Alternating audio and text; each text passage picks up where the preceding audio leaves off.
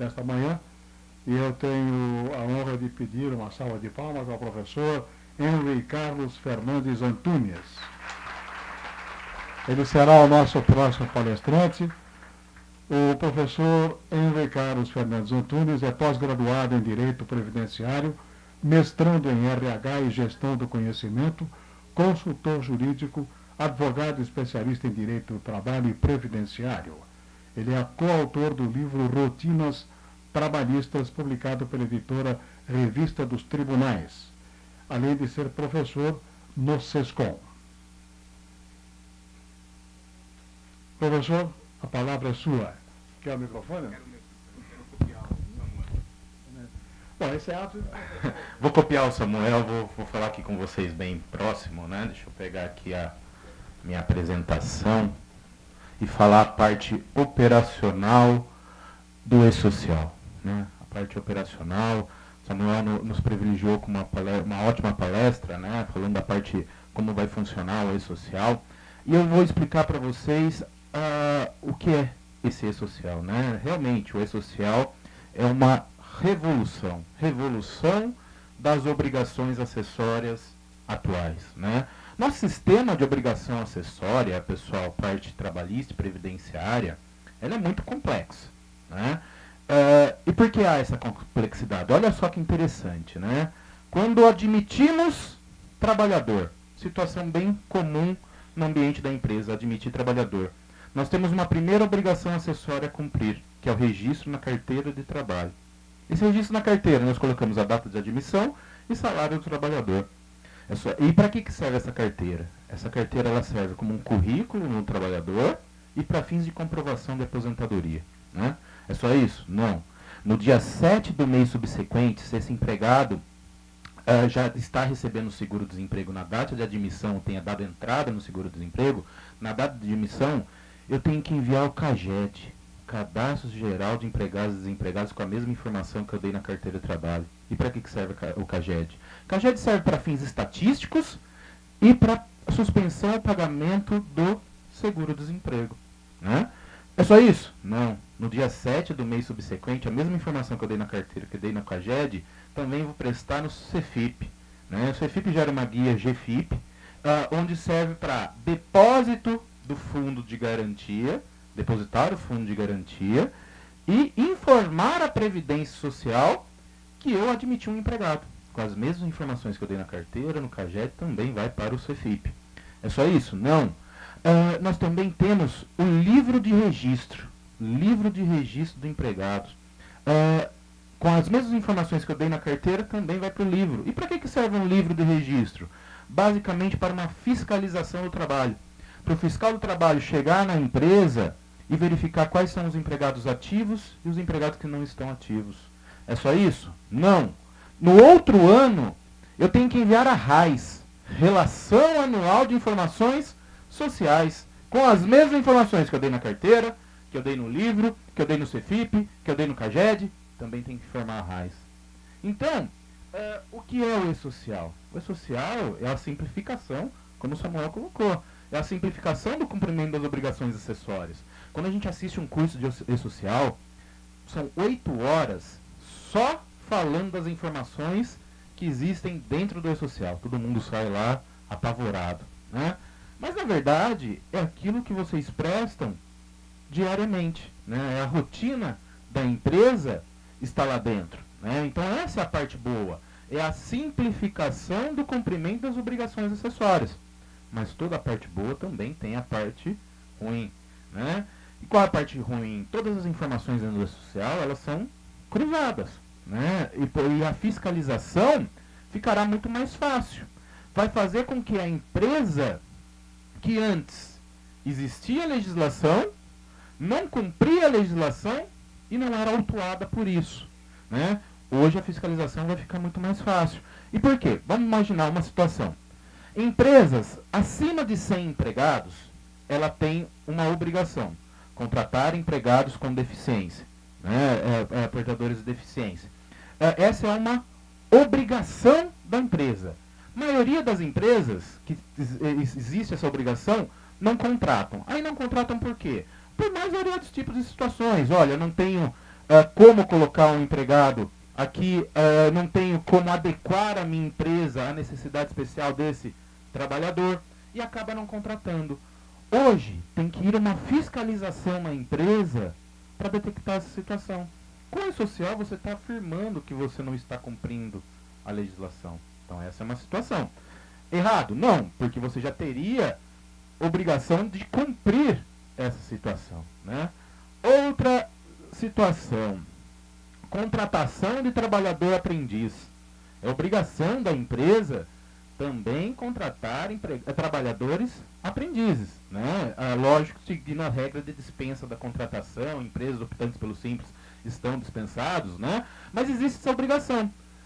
Hoje, algumas empresas contratam, já não é a maioria igual é no caso do deficiente, mas muitas empresas não cumprem essa regra, não cumprem a cota necessária. Hoje tem que vir uma fiscalização na empresa, né? Como vai funcionar com a coisa social? Você vai declarar que você não está cumprindo a legislação, né? Então essa é uma situação que vai fazer que mude a cultura de não cumprimento da legislação. E não cumprimento, pessoal, não estou falando que vocês são errados, né? Eu estou falando que muitas vezes pela dificuldade que é cumprir a legislação. A dificuldade que você tem em cumprir essa legislação acontece esses tipos de situações, né? Então aqui eu mencionei essas duas situações, né? Mas até o Samuel colocou em relação ao fechamento da folha, né? A legislação, pessoal, a CLT, desde que a CLT, ela considera uma folha de pagamento competência, né? Competência. O mês. E o que é o mês? O mês ele começa no primeiro dia e termina no seu último dia. É muito comum a gente fechar a folha no dia 20, no dia 25, né? No dia 26.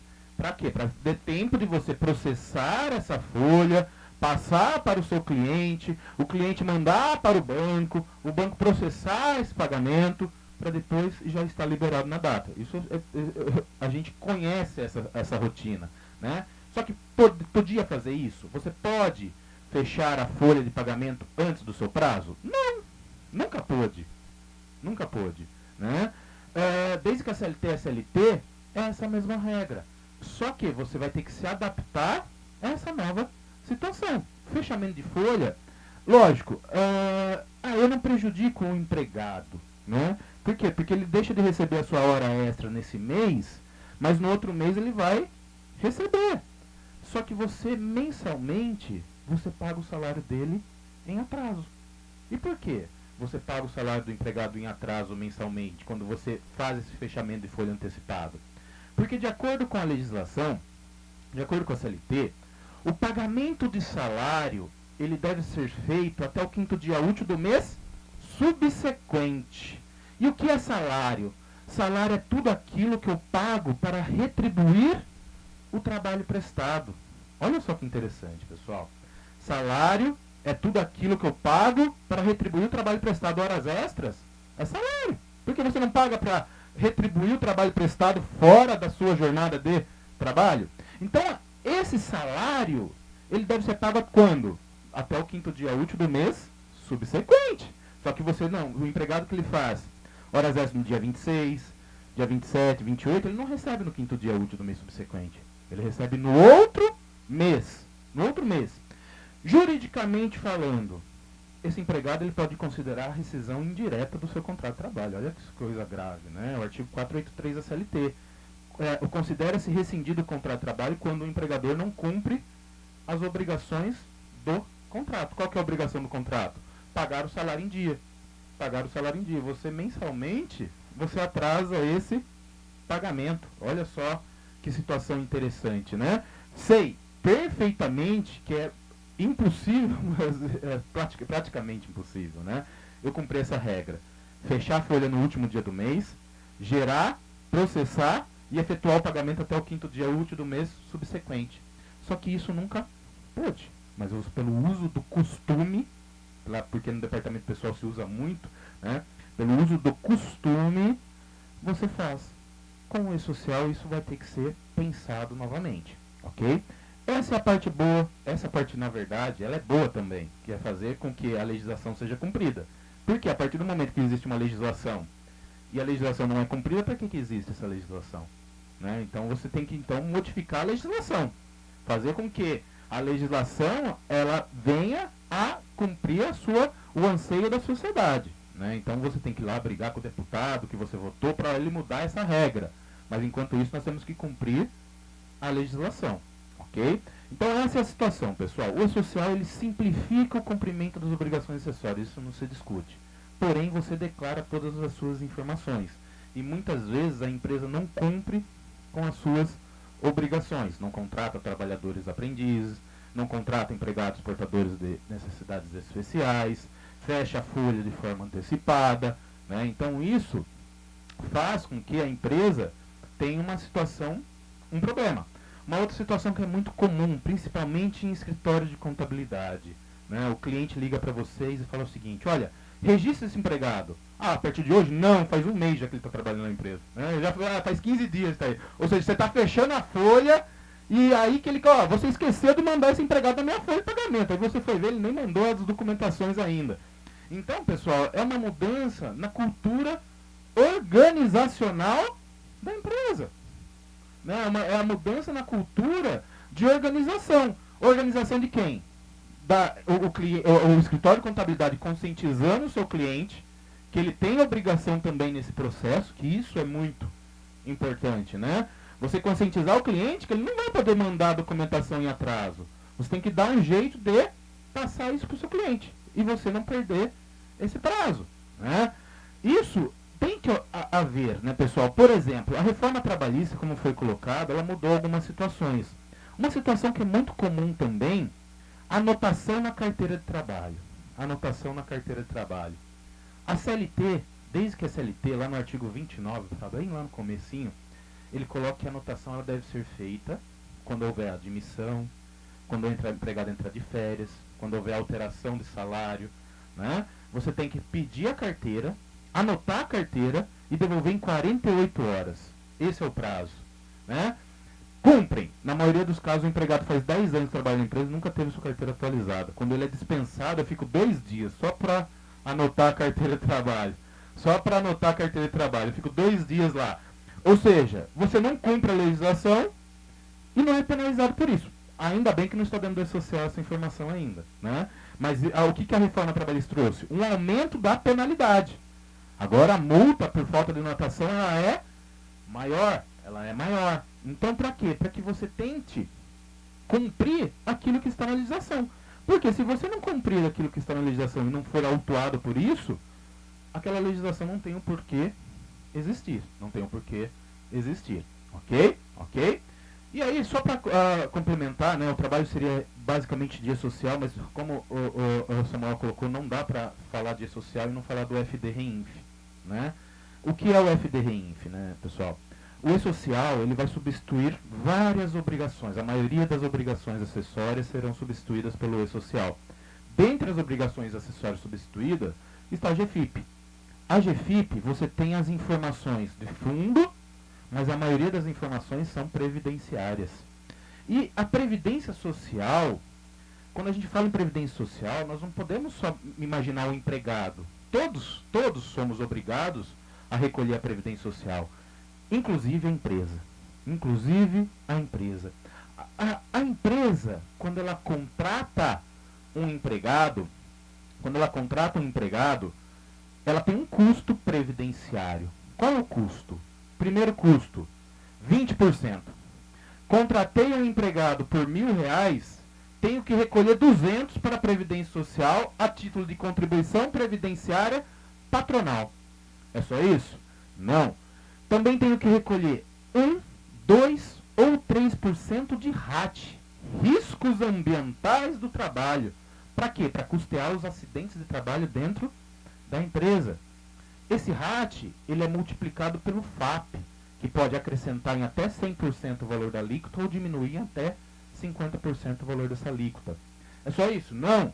A empresa também recolhe a parte de terceiros, outras entidades que servem para custear a educação, no sistema S, SESI, SENAI, SEBRAE, SESCOP, Salário Educação, INCRA, estão tudo dentro desse 5,8%, a maioria das empresas recolhem 5,8% sobre esse salário que você paga ao trabalhador. Então, todos devem custear. O empregado deve custear, estaria dentro do E-Social. Mas, e a parte da empresa? Aonde está? Né? A parte da empresa, em termos do trabalhador, sim, está dentro do E-Social. Porém, a empresa, quando ela contrata outra pessoa jurídica, dependendo da situação, ela tem também recolhimento previdenciário, que é o caso da retenção previdenciária previsto na Lei 9.711/98, que você retém 11% ou 3,5%. 3,5% quando a empresa estiver enquadrada na desoneração da folha de pagamento. 11%, regra geral. Né? Então essa obrigação existe, a retenção previdenciária existe. Aonde que é informado? FD-REINF, não é informado dentro do E-Social. Por quê? Qual é o conceito entre E-Social e FD-REINF? FD-REINF ficou todas as informações previdenciárias que vai dentro da empresa. Informações de empresa. E-Social, informações de pessoas físicas. Tudo que é relacionado à pessoa física fica dentro do E-Social. Tudo que é relacionado à pessoa jurídica, recolhimento previdenciário, vai para dentro do FD-REINF. Ele citou o time de futebol. Né? O time de futebol realmente não recolhe os 20%, não recolhe o RAT, não recolhe terceiros. Ele recolhe 5% sobre a sua receita de patrocínio ou bilheteria. Então, esse time de futebol também tem obrigação de informar o FD-REINF. E por quê? Porque essa obrigação antes estava dentro do CEFIP. Né? Produtor rural. Produtor rural, ele também existe contribuição previdenciária. Ele recolhe sobre a sua comercialização. Só que se for produtor rural pessoa física, você informa dentro do E-Social.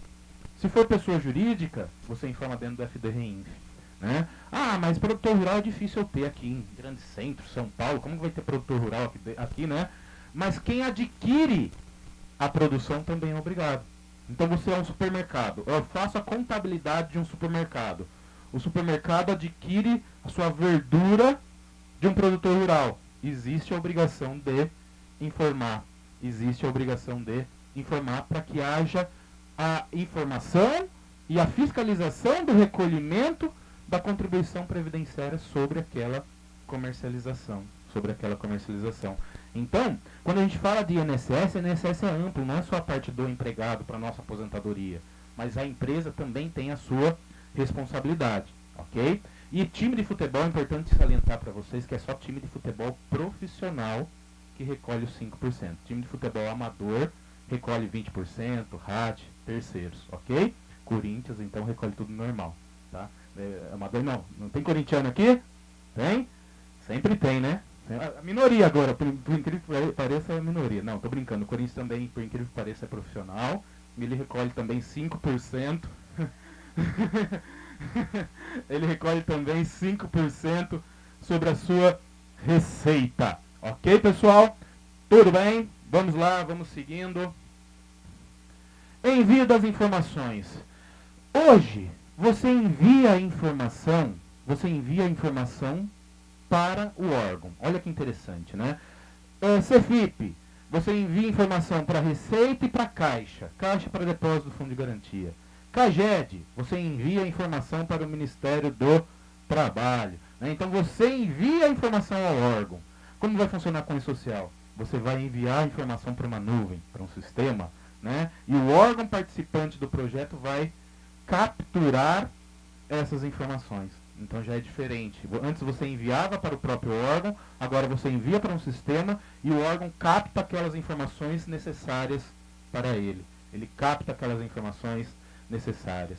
E aí, volto a dizer, em relação à fiscalização, como já adiantei para vocês, a parte boa do E-Social é a simplificação do cumprimento das obrigações acessórias. Isso não se discute, realmente é muito bom, realmente necessário, mesmo porque o CEFIP, pessoal, o CEFIP é uma colcha de retalhos. Né? O CEFIP, você não consegue mais atualizar o sistema. Então você cria jeitinhos para informar. Né? Olha uma situação bem comum que acontece muitos erros, né, no CEFIP. Você é optante pelo Simples Nacional. Hoje existem 5 tipos de enquadramento. Você pode estar enquadrado no anexo 1, anexo 2, anexo 3, anexo 4 e anexo 5. Se você for optante pelo Simples no anexo 1, 2, 3 ou 5, você não recolhe nada de Previdência Social, porque você recolhe uma alíquota fixada pelo DAS, que é o documento de arrecadação do Simples. Porém, se você estiver enquadrado no anexo 4, você recolhe tudo normal. O que seria tudo normal? Você recolhe os 20%, você recolhe o RAT, só não recolhe terceiros. Só que no CEFIP tem uma pergunta lá para você. Você é optante pelo Simples? Se você não conhece a legislação, né, eu não conheço a legislação, não tenho obrigação de conhecer, né, eu tenho uma pergunta dessa no sistema oficial. Você é optante pelo Simples? O que você vai colocar? Sim, só que não, está errado. Se você estiver no anexo 4, você tem que colocar não. Não sou optante pelo Simples Nacional. Olha que situação. Né? Uma pergunta para você. Você é optante pelo Simples? Você é. Só que você tem que colocar não no sistema. E por quê? Porque se você colocar sim, você zera todas as contribuições. Só que empresa optante pelo Simples no anexo 4, ele tem todas as contribuições, só não tem a parte de terceiros. E isso faz com que você erre muito mais. Né? Erre muito mais. Isso é muito comum. Outra situação, o FAP. O FAP, quando ele foi criado em 1999, ele foi criado com 2 casas decimais depois da vírgula. O CEFIP, ele está parametrizado para 2 casas decimais depois da vírgula. Só que a Receita libera o FAP com 4 casas decimais depois da vírgula. O que eu tenho que fazer? Isso dá diferença? Dá, ainda mais uma folha de pagamento alta. Isso dá diferença, você tem que fazer manual. Aonde está isso? No sistema que dá essa informação? Não, na legislação. Então, se você não acompanha a legislação, você passa batido nas informações do CEFIP. Então, o CEFIP estava na hora realmente de ser substituído. E foi substituído pelo E-Social e FD-REINF. FD-REINF. E-Social ficou a parte pessoa física, REINF ficou a parte pessoa jurídica. REINF ficou a parte pessoa jurídica. E havendo essa adequação no sistema para essas situações, para que tente diminuir a quantidade de erros previstas dentro do CEFIP, pela a não utilização correta desse sistema, né, que foi muito importante. Né? Mas o CEFIP, pessoal, ele foi criado em 1998, salvo engano, para depósito do fundo de garantia, e em 1998 a nossa internet era discada ainda, né? Você levava um disquete na caixa, né? Você levava um disquete na caixa. Olha que interessante. Só que esse sistema, ele foi ultrapassado ao longo do tempo. Então, realmente, precisa ser modificado. Precisa ser modificado. Ok? Empresas abrangidas por essa obrigação. O social ele é bem democrático, né? Todo mundo deve enviar o social. Não tem essa situação, né? Todo mundo deve enviar. Se você é empresa do lucro real, você deve enviar. Se você é empresa do lucro presumido, você deve enviar. Se você é Simples Nacional, você deve enviar. Se você é empregador doméstico, você deve enviar. Se você é uma pessoa física equiparada à empresa, também deve enviar. Todos devem enviar o E-Social, dependendo na sua data de entrada. Né? Aí da data, existe uma data correta para cada tipo de situação. Identificação e cadastro do empregador. O empregador ele será informado dentro do E-Social com uma numeração obrigatória, que é o CNPJ. No caso de obras de construção civil e pessoas não obrigadas a abrir o CNPJ, por exemplo, quem não é obrigado a abrir um CNPJ? Eu sou um dentista, eu sou um profissional liberal e contrato a minha secretária. Perante aquela secretária, eu sou equiparado à empresa, porque eu tenho todos os recolhimentos. Só que eu não sou obrigado a ter um CNPJ. Então a legislação ela permitiu uma outra numeração, que era o SEI, Cadastro Específico do INSS. O SEI vai ser extinto. Né? Foi criado o CAEF, alguns estão chamando CAEF ou CAPF, né? Cadastro de Atividades Empresariais de Pessoas Físicas, que é um número acoplado a um CPF. Quando eu colocar o CPF, eu já vou saber quais são os meus empregados vinculados ali. Né? Isso é um avanço muito grande. Mas nós vamos, em relação à obra, CNO. Né? O CNO também será um número acoplado aí a um CPF ou a um CNPJ. Mas eu queria focar aqui. Identificação e cadastro dos trabalhadores. Pessoal, quem de vocês já estão totalmente 100% preparados ao e-social? 100% não, né? 99%. 99%. Quase, né? E quem não está ainda, aqui é um grande problema da empresa. Então eu já falaria para vocês se adaptarem ao e-social desde ontem. Desde ontem. E por quê, pessoal? O trio de informações do trabalhador, o trabalhador dentro do e-social, ele será identificado com um trio de informações. CPF, NIS, que é o número de inscrição do segurado. Pessoal, o número de inscrição do segurado, ele pode ser, pela legislação, um NIT, que é o número de inscrição do trabalhador, quando eu não tenho PIS, mas pode ser um PIS, PASEP ou até mesmo o número do SUS. E é muito comum o empregado ele ter 2 PIS. É muito comum o empregado ter 3 PIS. Né? É muito comum que tenha uma numeração divergente. O que acontece? Quando eu tiro minha carteira do trabalho, eu tenho meu PIS. Aí eu perco esse número. Aí eu começo a trabalhar. A empresa pergunta pra mim, cadê o número do seu PIS? Eu não tenho. Nem sei o que é isso. A empresa vai lá e abre outro número. Lógico, pessoal. Aí eu vejo que é um problema do sistema, né? Por quê? A partir do momento que você precisa ter uma numeração obrigatória, como que um sistema autoriza você a abrir outro, né? Abrir outro, né? Então isso é um problema, né? Mas o que você tem que fazer? Sanear essas informações. Você tem que verificar os trabalhadores que estão com PIS duplicado. Porque você tem que. O PIS que vai valer é aquele que estiver na base do CNIS, que é o Cadastro Nacional de Informação Social. Então você vai ter que fazer uma qualificação que, se tiver problema no PIS, você vai ter que solucionar. Se tiver problema no CPF, você também vai ter que solucionar. Só que a solução, ela não é de imediato. Você tem também o trabalhador, então isso demora. Se você deixar para a última hora, a chance de acontecer erros é muito grande. A chance de acontecer erros é muito grande. Então você tem que fazer com calma. Né? E como que você faz com calma? Tendo tempo para trabalhar. Mas como bons brasileiros, a maioria vão deixar para última hora. Então isso é um problema. Isso é um problema de acontecer erros. Né? Acontecer erros. Aqui, pessoal, voltando aqui só um minutinho, eu preciso falar uma coisinha para vocês. Olha como é importante essa situação. Olha como é importante essa situação. Vamos imaginar que você tenha 100 empregados. Você vai dar a carga inicial de todos os empregados que você deixou para a última hora. Né? Você deixou tudo para a última hora. E aí tem lá um empregado que ele está com problema no PIS, está com problema no CPF. Você não conseguiu enviar essas informações. Né? Aí esse empregado, você não consegue solucionar esse problema. Aí entra em vigor a parte de segurança e saúde no trabalho. Esse empregado sofre um acidente. Eu também não vou conseguir enviar a CAT, que é a comunicação de acidente do trabalho. Então veja que um problema vai trazendo o outro. Né? Então aqui é importante você já fazer uma qualificação cadastral dos dados do trabalhador, verificar os seus dados para que você não seja surpreendido de forma negativa. Ok?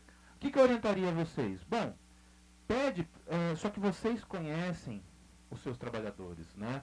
Um dia eu coloquei, né, para assessoria para algumas empresas, tinha uma empresa que ela estava fazendo ela queria fazer a qualificação cadastral. Nós criamos um formulário de todas as informações que era necessário para dentro do e-social. Ele falou, não, pede para o empregado preencher as informações pessoais, como o seu endereço, seus documentos, né? E ela basicamente cometeu um erro, ela não conhecia o perfil dos seus trabalhadores. Ela imprimiu lá 3.000 formulários e entregou para cada um dos trabalhadores. Demorou para voltar. Quando voltou, muitos não estavam preenchidos. Os que estavam preenchidos, você não conseguia ler o que estava escrito. Né? Por quê? Porque você não conhecia o perfil do seu trabalhador. Então, a partir daí, você tem que ter estratégias. Nesse caso, o encarregado de cada obra ficou responsável de captar e passar essas informações no formulário para depois lançar em um sistema de qualificação. Né? Outras não. Outras já mandaram, digitalizou esse formulário, mandou por e-mail e os empregados responderam esse e-mail. Então isso é importante vocês conhecerem o perfil de cada empresa. Uns vai valer um formulário enviado de forma física, outros não, digitalizado, outro nem digitalizado, nem em formato físico, né? Você vai ter que cobrar pessoalmente isso, porque cada empresa tem um perfil de trabalhador, ok? E isso é muito importante também. Movimento período de apuração dos eventos é aquilo que eu falei para vocês, né?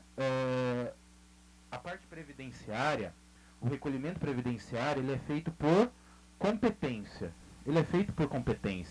Né? A competência no mês, ela nasce no primeiro dia e termina no último. Né? Em regra, é aquilo que eu falei para vocês. Vocês devem fechar a folha no último dia do mês. Por quê? Porque essa é a competência. Ok? Classificação das informações por meio do e-social. Aqui, pessoal, como o Samuel colocou, essas são as informações de tabelas que as empresas que faturaram acima de 78 milhões de reais em 2016 já começaram a informar. Né? São as tabelas que alimentam o sistema. Né? E aqui ele citou uma tabela que eu vou frisar novamente, uma das mais trabalhosas que vocês têm hoje, são as tabelas que vocês chamam de tabelas de eventos, que é as rubricas. Né?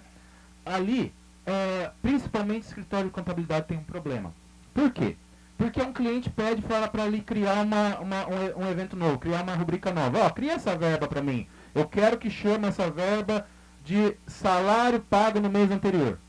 Aí você vai lá e cria o evento salário pago no mês anterior. Aí o outro cliente coloca, eu quero que você cria uma rubrica para mim de horas extras 350%. Aí você vai lá e cria horas extras 350%. Né? Você vai criando, você vai alimentando essa tabela e essa tabela vai ficando um monstro. Tantos eventos que você tem. Um dia eu peguei um caso que tinha uma empresa que tinha 3.000 rubricas diferentes. 3.000.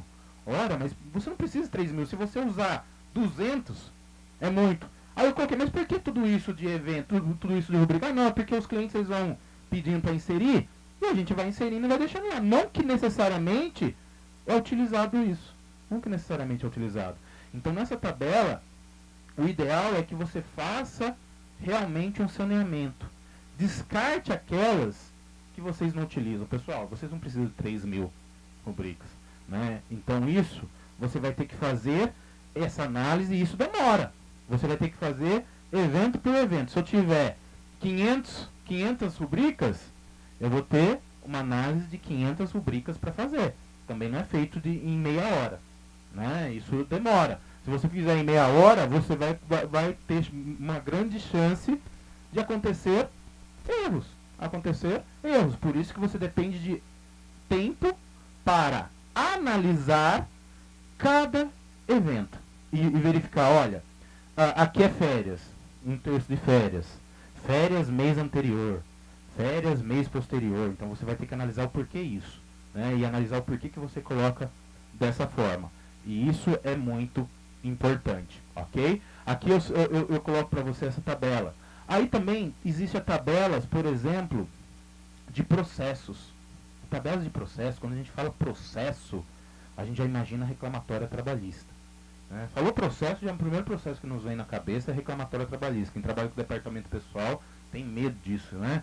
É reclamatória trabalhista, porque dá muito trabalho. Né? Você tem que juntar documentação, isso dá muito trabalho, né? Só que não. Aqui essa tabela de processo, pessoal, não é processo em que a causa de pedir é um direito. O que é a causa de pedir é um direito? Reclamatório. Quando você entra com a ação de reclamatório, você pede um direito. Eu tenho direito a férias, tenho direito a 13º, tenho direito às horas extras. Esses processos não entram aqui, na tabela de processos. O que entram dentro dessa tabela são os processos em que a causa de pedir é uma obrigação de fazer ou não fazer algo. Por exemplo, eu estou discutindo na justiça em que eu não devo pagar um RAT de 3%. Devo pagar um RAT menor, de 2%. Ok? Obtenho um ganho de causa por isso. Por quê, pessoal? Porque em 1999 houve uma mudança... 99 não. Em 2009 houve uma mudança de reenquadramento de RAT, onde não houve a explicação correta para essa mudança, e as empresas pagavam 1, passaram a pagar 2, as empresas pagavam 2, passaram a pagar 3, e assim sucessivamente. Então você entra com um processo para restabelecer a regra anterior. É esse processo que é informado aqui. Outro processo, por exemplo, um menor de idade, ele só pode começar a trabalhar a partir dos 16 e salvo na condição de aprendiz a partir dos 14, ok? Tudo bem que eu comecei errado no escritório, né? Eu comecei trabalhando no escritório de contabilidade com 13 anos. Já começou errado já a minha vida profissional, né? E aí, lógico, depois comecei, foi muito bom isso, né? Mas, hoje nós assistimos novela, nós vemos menor de idade ali trabalhando, menor de 14 anos, né? Então, principalmente lá nas novelas de criança, várias crianças trabalhando. Elas estão trabalhando? Sim! Elas podem trabalhar? Sim! Desde que tenham um alvará judicial permitindo o trabalho. Permitindo o trabalho, porque senão elas não poderiam estar ali trabalhando, né? Então, veja que esse processo, que é uma obrigação de fazer ou não fazer, que nós vamos informar dentro do e-social. Nesse primeiro momento, não estaria a parte de reclamatória trabalhista. Não estaria a parte de reclamatória trabalhista. Aqui eu citei, né, o tabela de processos que está aqui. Nós citei também a tabela de rubricas, tabelas de lotações tributárias, tabelas de cargos, funções, tabelas de horários. Os horários também é uma situação que você vai mencionar todos os horários da empresa, horários que existem, né? Então, por exemplo, eu trabalho 24 horas. Eu tenho jornada que vai das 6 ao meio-dia, da meio-dia às 18, das 18 à meia-noite. Então, esses horários devem ser informados dentro do e-social, dentro dessa tabela de horários. Aqui nós temos os eventos não periódicos, pessoal. O que são os eventos não periódicos? São os eventos da relação empregatícia, né? São situações em que não tem uma data para ocorrer, mas assim que ocorrer você tem um prazo para enviar. Por exemplo, admissão do trabalhador.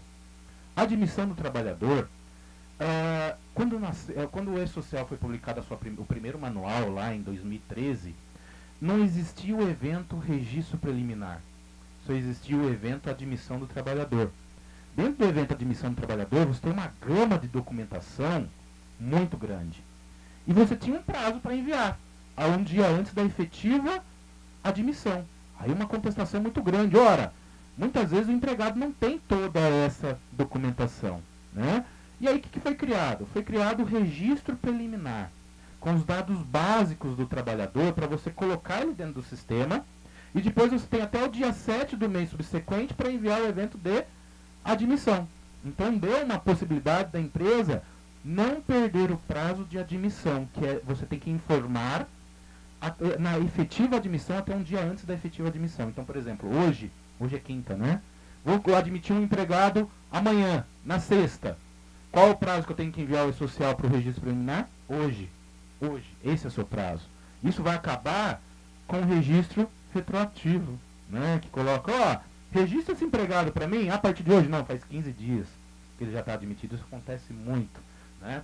Pessoal, hoje em dia, na reforma trabalhista também, é importante, eu coloquei para vocês da anotação, né, da anotação da carteira, que a reforma trabalhista aumentou a penalidade. A reforma trabalhista ela também aumentou a penalidade no caso de empregados sem registro. Empregados sem registros. Agora a penalidade é de R$3.000 por empregado. Mas a maioria das empresas, pessoal, estou colocando a maioria, mas tem as suas peculiaridades também, tá? A maioria das empresas ela não quer manter empregado sem registro. Ela não quer. Na verdade é falta de organização mesmo, né? Por quê? Porque ela admite o trabalhador lá, eu tenho lá uma obra de construção civil, preciso entregar rápido. Contrato 200 empregados já direto, já para começar a fazer a obra. E esqueço dos procedimentos admissionais. Aí eu pego todos os documentos, ligo para o escritório e falo, registra retroativo para mim. Ora, veja, se eu quero que registre retroativo, na verdade eu não queria que ele tivesse sem registro. Foi uma falta de organização mesmo. Foi uma falta de organização. Lógico, tem aquelas empresas que falam, não, o custo é muito alto, né? Eu vou contratar, vou ficar sem registro, né? Então essa é uma outra situação. Isso para essas empresas, pessoal, com o E-Social, sem o E-Social, vai continuar da mesma forma. Porque a empresa que quer fazer errado, infelizmente, não é uma obrigação que vai mudar o seu posicionamento. Né? Uma situação que acontece muito isso hoje em dia é a contratação de PJ. Né? A contratação de PJ. Ó, eu contrato uma pessoa como PJ, só que essa pessoa ela tem habitualidade, pessoalidade, subordinação, né? Mas eu faço com que ele emita uma nota fiscal e ele é PJ. Tá errado isso? Tá errado. Tá errado. Vai continuar errado? Vai continuar errado. Aí muito colocou, a reforma trabalhista mudou isso. Não, não mudou. Continua errado. Você não pode contratar um empregado revestido de empregado. Um empregado revestido de pessoa jurídica. Só que a empresa que faz isso, a empresa que quer fazer errado, ela vai continuar fazendo errado. Não vai modificar esse posicionamento. Difere muito daquela empresa que não quer fazer errado, mas faz por causa de um procedimento, por não conhecimento da legislação. Então essa é uma situação, ok? Esses eventos não periódicos, pessoal, então nós temos lá o registro preliminar, alteração de dados cadastrais do trabalhador. Veja, é obrigação da empresa manter os dados cadastrais do trabalhador atualizado. Para isso, o empregado era casado, agora está solteiro. Né? Então ele tem que entregar a documentação para você. Você tem o prazo até o dia 7 do mês subsequente para enviar essa informação. O empregado morava no endereço tal, agora ele mora no outro endereço, você tem até o dia 7 do mês subsequente para enviar essa informação. Na prática, como que vai funcionar? O empregado mudou de endereço, não enviou para a empresa não sabe que ele mudou, como que eu vou fazer? Então o ideal é você fazer um formulário, explicar para ele as informações que existem dentro do E-Social, né? As informações que existem ali dentro, e fazer com que ele assine, que ele está ciente que qualquer alteração nos seus dados cadastrais, ele deve informar a empresa. Para que, se a empresa tiver algum tipo de contestação, algum dia nesse sentido, ela venha a se defender de forma adequada, ok? Alteração de contrato de trabalho, comunicação de acidente de trabalho, quando entrar em vigor a parte de segurança e saúde no trabalho, também nós temos a comunicação de acidente de trabalho, que é a CAT. Né? A CAT, pessoal, ela foi criada como um formulário, né? Existe lá um formulário com 4 vias, uma fica com a empresa, uma fica com o sindicato, outra fica no hospital, uma fica com o trabalhador. Né? Essa CAT vai para dentro do E-Social, vai para dentro do social. Só que continua o mesmo prazo de envio.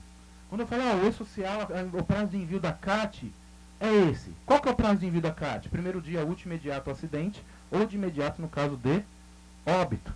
Né? Ou de imediato no caso de óbito. É isso que traz a legislação. Afastamento temporário. Aqui é bem interessante. Todos os afastamentos devem ser enviados dentro do E-Social. Todos os afastamentos, que existe uma tabela de afastamento, né? Nós temos que nos enquadrar naqueles afastamentos. Difícil falar todos, porque eu não... todos é muito difícil a gente sempre prever, né? Mas a maioria estão ali, né? E uma situação bem comum que saiu isso antes, na versão 1.0 lá do E-Social, tinha um evento comunicação de férias e o evento férias. Olha que interessante, pessoal. Por que isso, né? O que existe na teoria? Na teoria existe uma comunicação que a empresa deve fazer ao trabalhador de forma escrita, com 30 dias de antecedência dele entrar de férias, na teoria. Na prática, como funciona? 2 dias antes de ele receber as férias, ele assina a comunicação com data retroativa. Né? 99,9% das empresas fazem isso. Né? E isso era bem legal no E-Social, porque a finalidade é cumprir a legislação. Né? E você tinha lá o evento comunicação e o evento férias, mas não tem mais esse evento comunicação. Hoje só está dentro do evento férias, dentro do evento afastamento, né? Então, isso ia pegar bastante empresas. Por quê? A legislação está lá, pessoal. Se a legislação está lá, ela tem que ser cumprida. Ela tem que ser cumprida. E por que não cumpre? Por várias situações, né? Essa comunicação de férias, é difícil a empresa que comunica o trabalhador de forma escrita 30 dias antes dele entrar de férias. Na prática, 2 dias antes ela já, como não cumpre a legislação. Não cumpre a legislação, mas tirou essa parte de comunicação de férias dentro do e-social, não existe mais a parte de comunicação em si, só o evento férias, né? Ali, nós temos também o evento aviso prévio, reintegração, desligamento, né? Pessoal, é importante salientar o que é reintegração e o que é recontratação. Isso é muito importante, que se confunde muito nessa situação, né? O que é reintegração? Reintegração é uma situação em que a demissão não poderia ter existido. Por exemplo, o que acontece muito na prática? O empregado tem estabilidade no emprego. O empregado tem estabilidade no emprego, a empresa não quer ver ele nem pintar de ouro na frente, né? Porque ele tem estabilidade, causa muito problema dentro da empresa, é aquele empregado problemático. Aí ela faz um acordo com ele. Vou mandar ele embora, e aí eu pago esse período de estabilidade para ele. Esse empregado, ele continua com direito ao emprego, porque a estabilidade dele é no emprego. É no emprego, não é estabilidade de salários, né? O salário foi garantido, mas quando você tem estabilidade no emprego é muito maior, né? Então ele entra com a solicitação de reintegração. Então você tem que fazer a reintegração. Uma outra situação, você manda uma empregada que não sabia que no momento ela estava grávida. Isso acontece bastante, mesmo porque o exame de gravidez ele não é permitido nem para admissão nem para demissão, né? Você não pode fazer um exame de gravidez para saber se você pode ou não mandar embora. E aí você manda. Depois de 2, 3 meses ela vem com um documento provando que ela estava grávida. Você tem que reintegrá-la. O que acontece muito na prática? Dá muito trabalho fazer a reintegração. O que eu faço? Uma readmissão. Está errado. Porque a readmissão, você mantém a demissão anterior e faz uma nova admissão. A reintegração não. É como se a demissão não tivesse existido. A demissão não tivesse existido. Então isso é muito importante a gente analisar. Aqui, como eu falo, o e-social é um avanço. Samuel, estou colocando muito bem em relação ao e-social, tá? É um avanço mesmo, né? Aqui, trabalhador sem vínculo. Tem uma figura aqui, pessoal, que ele nunca foi informado em obrigação acessória nenhuma, né? Por exemplo, estagiário. Estagiário, quem que é o estagiário? Tem algum estagiário aqui? Não? Não? Estagiário ele não é empregado da empresa, né? Estagiário ele não é o autônomo. Estagiário não é um trabalhador avulso. E quem é estagiário? Né? Estagiário é um ser lá dentro. Né? Tô brincando, pessoal, brincadeira. Né? Estagiário, pessoal, ele está aprendendo na prática aquilo que ele aprende na teoria. É muito importante a figura do estagiário. Né? Tudo bem que muitas vezes a empresa desvirtua a figura do estagiário. Porque o estagiário ele tem que aprender na prática aquilo que ele está aprendendo na teoria. Só que aí ele faz uma função totalmente aleatória daquilo que ele foi contratado, né? Ou seja, ele está lá numa faculdade de direito, ele faz uma situação totalmente diferente do direito dentro da empresa, né? Então isso acontece muito também, né? Mas o estagiário ele nunca foi informado em lugar algum. E agora no e-social ele passa a ser informado. Ele passa a ser informado, o estagiário. Dentro dessa figura trabalhador sem vínculo emprego, nós temos o estagiário, o diretor não empregado, o cooperado, né? Nós temos essas figuras. Você pode cadastrar aqui o autônomo, o sócio, mas você pode, não que você tenha essa obrigação. Se você não cadastrar aqui, necessariamente ele já vai entrar lá direto na sua folha de pagamento, o cadastramento vai ser lá dentro do seu evento de folha de pagamento. Então isso, pessoal, é a situação dos trabalhadores sem vínculo de emprego. O início, a alteração e o término deve ser enviado dentro do e-social. E aí nós temos as informações de eventos periódicos. Diferente dos eventos não periódicos, que é uma parte da relação trabalhista, da relação empregatícia, que assim que ocorrer você tem o prazo para enviar, mas se não ocorreu você não envia, os eventos periódicos você tem as informações mensais para informar, que são os eventos de folha de pagamento. Os eventos de folha de pagamento. Então a sua folha de pagamento, ela está lá dentro do e-social. A sua folha de pagamento vai para dentro do e-social. Isso é muito importante. E por quê? Porque faz com que a empresa tome um cuidado maior ao elaborar a sua folha de pagamento. Ao elaborar a sua folha de pagamento. Ok? Aqui, como eu passei para vocês, pessoal, Então o E-Social vai ficar as informações de pessoa física, FD-Reinf, informações de pessoa jurídica. Dei o exemplo de produtor rural. Produtor rural, pessoa física, está dentro do E-Social. Produtor rural, pessoa jurídica, dentro do FD-Reinf. Né? Eu tenho lá um supermercado. O supermercado ele adquire produção rural. Esse supermercado vai ter que informar, dependendo da situação, dentro do E-Social e dentro do FD-Reinf. Por exemplo, se sou um supermercado e compro do produtor rural pessoa física e pessoa jurídica, eu vou ter as duas obrigações. Tanto o E-Social no parte de pessoa física, como no caso de pessoa jurídica. Contratação de trabalhadores avulsos. Quem que é o trabalhador avulso? Quando a gente fala trabalhador avulso, a gente já imagina o trabalhador autônomo. Não tem nada a ver uma coisa com a outra. Trabalhador avulso é aquele vinculado. Você tem o trabalhador avulso periódico e o trabalhador avulso portuário e o não portuário. O portuário é aquele ligado a um órgão, que é o órgão gestor de mão de obra. Fica vinculado ao porto. Né? Um porto, o navio atraca lá no porto, eu preciso de pessoas para descarregarem esse navio.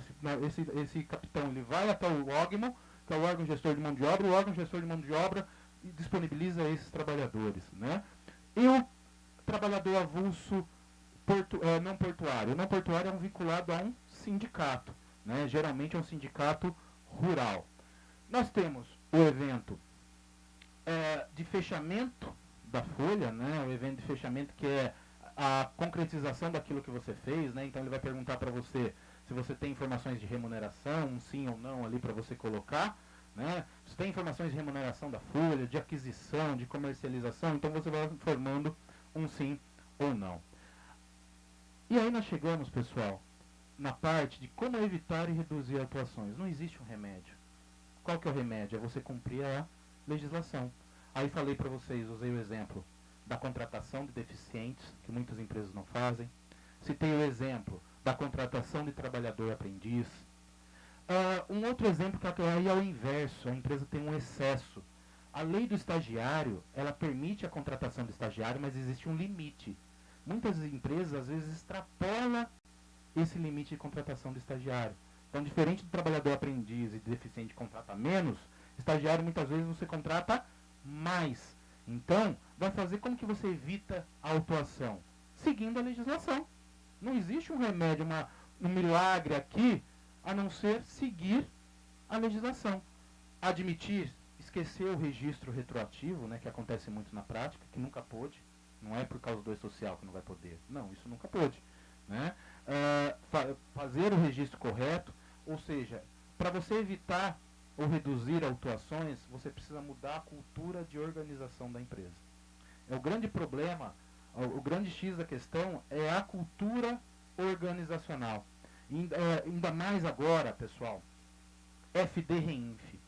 Nos cursos ministrados de FD-Reinf, 90%, até mais, de cada 10, 9 pessoas são do departamento fiscal que assiste o curso de FD-Reinf. Só que a maioria das informações de FD-Reinf são de Previdência Social. Existe um evento que não é dentro de Previdência Social que não vai ser informado agora. Vai ser informado posteriormente. O evento de PIS, COFINS, CSLL, Imposto de Renda. Mas a maioria, retenção previdenciária de pessoa jurídica, comercialização de produção rural de pessoa jurídica, time de futebol, receita de patrocínio ou bilheteria. Somente time de futebol profissional. Não esqueçam disso. Né? Essa situação nasce, isso tudo é de Previdência Social. Então, o departamento pessoal que tem familiaridade disso. Só que o que está se desenhando? O FD-RI fica com a empresa a parte do departamento fiscal. Só que o departamento fiscal vai ter que conhecer a Previdência Social. O departamento fiscal vai ter que conhecer a Previdência Social. Por quê? Se não conhecer, pode ter algum problema. Então, essa cultura de organização, ela é muito importante. Mapeamento de dados, né, pessoal? O ideal é que vocês hoje cheguem na empresa e mapeiem os dados. Quais informações, quais procedimentos são realizados na empresa, compila essas informações, ou seja, aqui as informações da produção é difícil ter, as informações administrativas é mais fácil, vai compilando essas informações, analisa e adapta os processos internos da empresa. Por exemplo, no FDRINF, o que acontece, qual que é um dos grandes problemas do FDRINF? A retenção previdenciária, o fato gerador é a emissão da nota fiscal. O fato gerador da retenção previdenciária é a emissão da nota fiscal. O que acontece muito no departamento fiscal dentro da empresa? Quem recebeu a nota fiscal foi a recepção lá, né? E a recepção esqueceu e colocou dentro da gaveta. Aí depois de 2, 3 meses vai enviar essa nota fiscal para o departamento fiscal. Já se passou o prazo. Já perdeu o prazo. Então isso pode fazer? Não, nunca pôde. Nunca pôde. Só que agora você vai ter que mudar esses procedimentos para não ter problema, né? A empresa deverá analisar os seguintes processos, né? Captura, ajuste, qualidade das informações e treinamento dos seus empregados. Isso é importante, pessoal. O treinamento dos trabalhadores é muito importante. E por quê? Porque o E-Social, ele vai, do departamento pessoal, você vai ter que ter pessoas treinadas para entender o direito do trabalho e direito previdenciário. Treinada para isso, né? Então o treinamento ele é muito importante. Por quê? Porque se você não conhecer o direito do trabalho, direito previdenciário, você vai depender muito de um sistema. Seu sistema de folha de pagamento. Então ele tem que estar viável, senão eu vou ter algum problema. Então isso vocês devem... um treinamento ele é muito importante, né? O papel do gestor. Não adianta o empregado saber das peculiaridades do E-Social se o gestor não estiver empenhado para isso, né? Olha, eu assisti um treinamento e o treinamento é assim. O gestor fala para você, deixa, vai prorrogar. Vai prorrogar. Depois a gente pensa nisso, né? Então isso é um problema. Então o papel do gestor dentro do E-Social, dentro do FDRINF, ele é muito importante. Ele é muito importante. Porque se o gestor também não estiver empenhado nessa situação, a chance de acontecer problemas é muito grande. É muito grande. Penalidades, né, pessoal? Bom, esperamos que tenha, né, nos próximos meses aí uma normativa falando das penalidades específicas, porém, existe uma penalidade por documento eletrônico, né? O E-Social, o FDRINF, ele é um documento eletrônico, né? Então você teria as penalidades oficiais, mas aí creio que nas perguntas e respostas nós vamos fazer para o Samuel Kruger algumas perguntas relacionadas a isso, tá, Samuel? E aí eu vou passar então para nós vamos falar. E aqui, como o Samuel colocou, os prazos, né, de entrega do E-Social.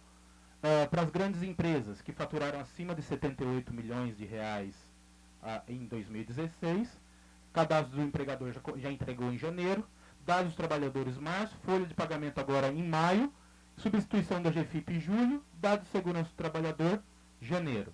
Demais empresas, pequenas, médias empresas, né, que estão dentro do faturamento menor que 78 milhões de reais em 2016. Julho, cadastro. Setembro, dados. Novembro, folha de pagamento. Janeiro, substituição da GFIP. Janeiro, dados de segurança do trabalhador. Órgãos públicos, janeiro, março, maio e julho de 2019. Ok? Pessoal, obrigado. Vamos para as perguntas e respostas.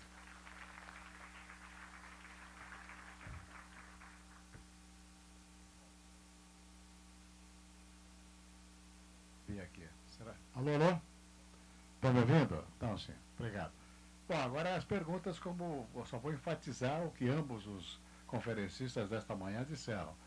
Perguntas já estão sendo encaminhadas, vocês receberam, entregaram para o...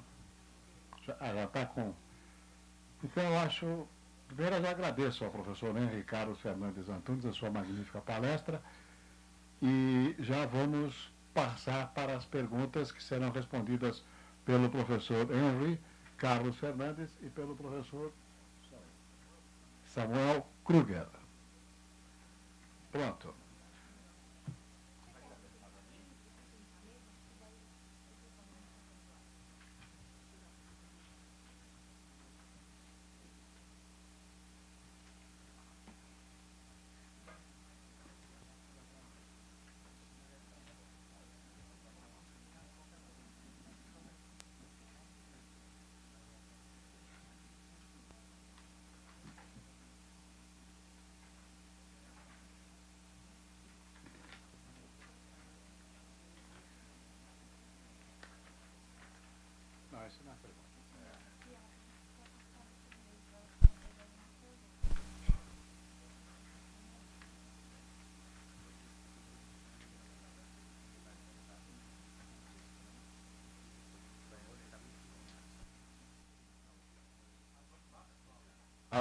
Oi, vamos lá. Eu primeiro, como um bom palestrante, gostaria de fazer primeiro a pergunta, tá? Pegar o Samuel aqui de calças curtas para que ele responda para a gente, que creio que na hora que nós vimos lá a DCTF Web, né, nós vimos lá que as informações da DCTF Web elas não podem ser feitas de forma manual, né, Samuel? Você tem que lá vir direto lá do E-Social, dentro do FD Reinf. Lá dentro do DCTF Web, nós vimos que tem salário família, salário maternidade, retenções.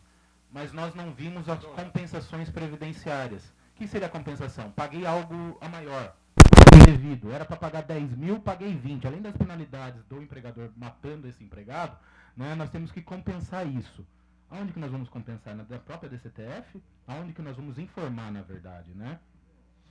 Tá sobrando caixa aí, quer pagar mais, beleza. Mas a gente vai ter um dispositivo para vocês fazerem a compensação através de um processo que vocês já devem conhecer, que é o PERDComp, tá? Hoje, aliás, é uma das perguntas aqui, se eu não me engano, tá? Se eu não me engano, eu vi essa pergunta aqui. Hoje, a compensação ela é feita no campo compensação da GFIP, tá? Compensação de contribuição previdenciária, tá?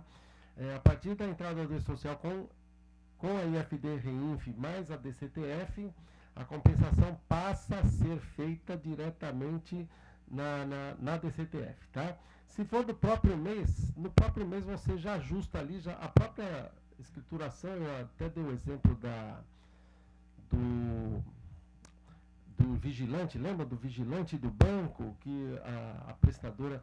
Então a compensação no próprio mês nem é compensação, a gente chama de dedução, né? Salário família, né?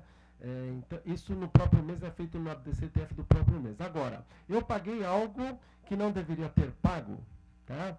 E passou o mês. Então o que eu faço com essa diferença?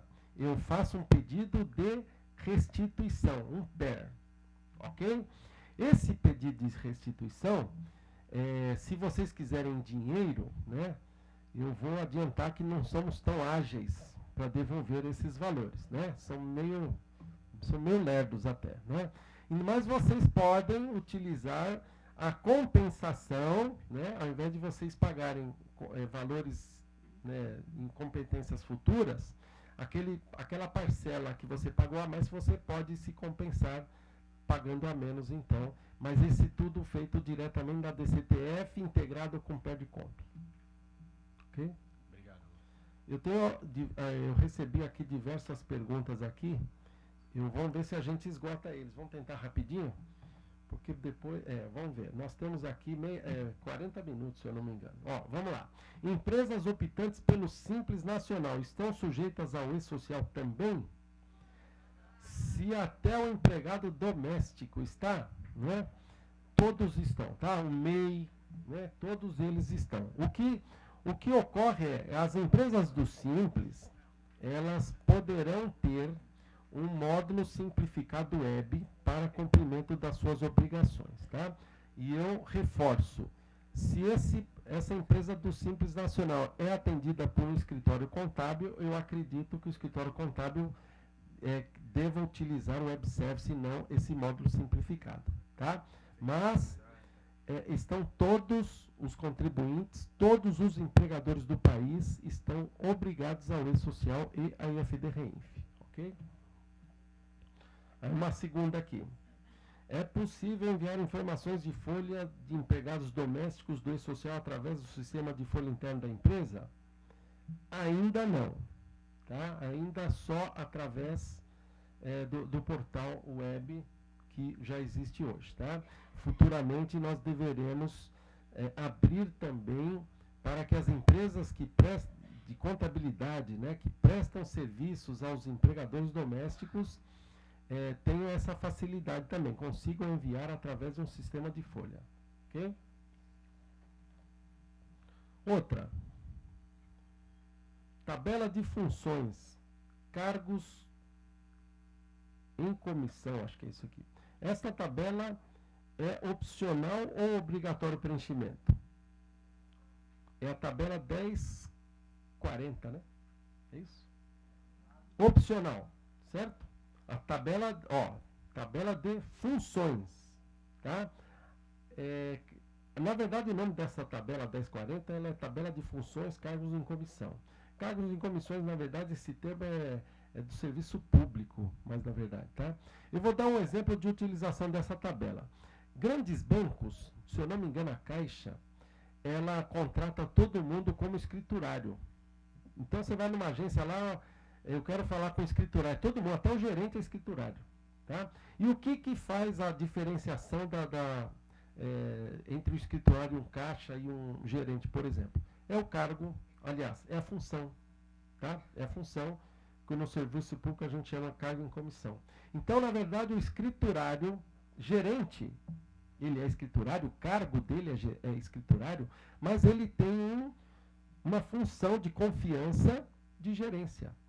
Se amanhã depois ele volta, ele perde o cargo de gerente, aliás, ele perde essa função de gerente, ele volta a ser o escriturário. Ok? Então, neste caso, a informação é até obrigatória, tá? Porque o gerente, na verdade, você não pode chamar ele de escriturário. Ele, apesar de ter o cargo principal escriturário, na verdade, ele tem uma função gratificada, ele até recebe um adicional em função disso, tá? Se a empresa não tem essa estrutura, ela só utiliza cargo, o cargo já é a sua, né, já se consegue definir tudo, não há necessidade de se informar essa tabela de funções, ok?